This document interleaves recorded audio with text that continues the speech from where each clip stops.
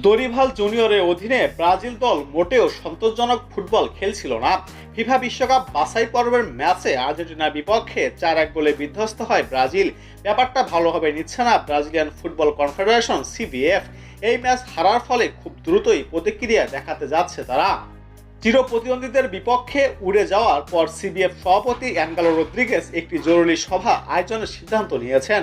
এই বৈঠকেই ব্রাজিলের কোচ দরিভালের ভবিষ্যৎ ঠিক করা হবে।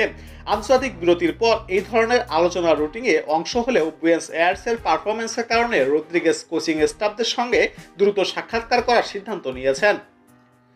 ব্রাজিলিয়ান গণমাধ্যমগুলোর দরিভালের কাছে এক সূত্রে বরাতে জানিয়েছে, কোচ এখনও তার ভবিষ্যৎ নিয়ে কোনো জরুরি তথ্য পাননি।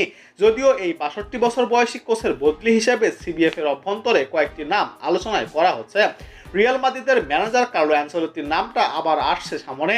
তাছাড়াও ফ্ল্যামেঙ্গোর ফিলিপে লুইস ও আল হিলালের বর্তমান পর্তুগিজ কোচ জর্জে হেসুসকেও বিবেচনা করা হচ্ছে ব্রাজিলের প্রধান কোচ পদে।